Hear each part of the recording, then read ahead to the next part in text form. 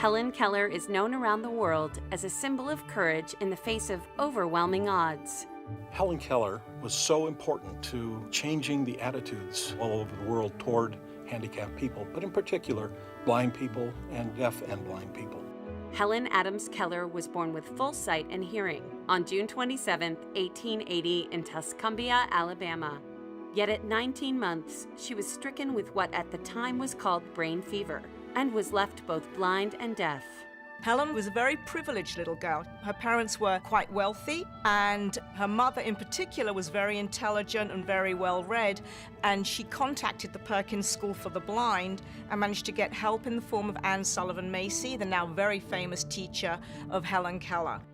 Anne Sullivan began working with fingerspelling and other ways of trying to communicate with very little success until one moment, the aha moment came.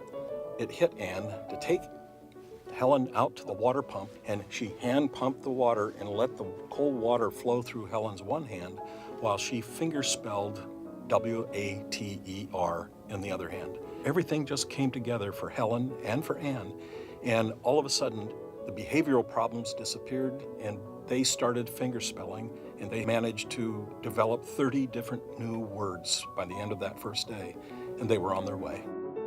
By age 10, Helen Keller had mastered Braille as well as the manual alphabet. She also learned to use a typewriter. By age 16, Keller could speak well enough to go to preparatory school. And by age 24, she had graduated from Radcliffe College cum laude. She is the first deafblind person to graduate from a college. She graduated in 1904. Anne Sullivan Macy, her brilliant teacher, had to manually sign every single lesson into her hand.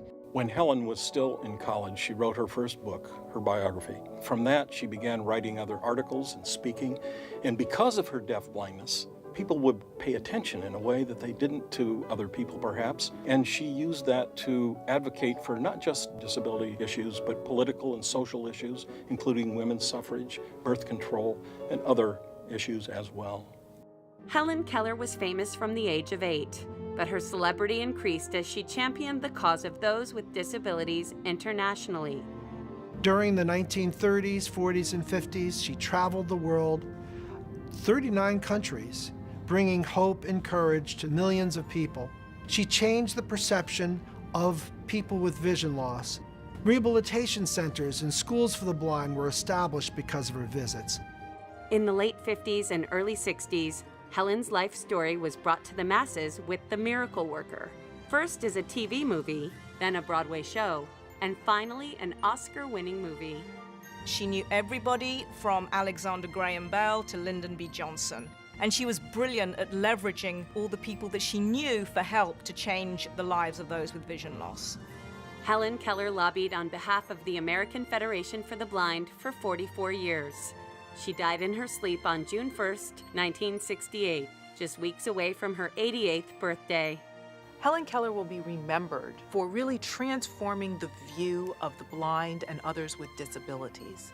Prior to her life, people with disabilities were seen as people who did not deserve to live full lives. And Helen Keller's activism, her life story, really challenged the stereotype and said that people with disabilities can live a full and complete life.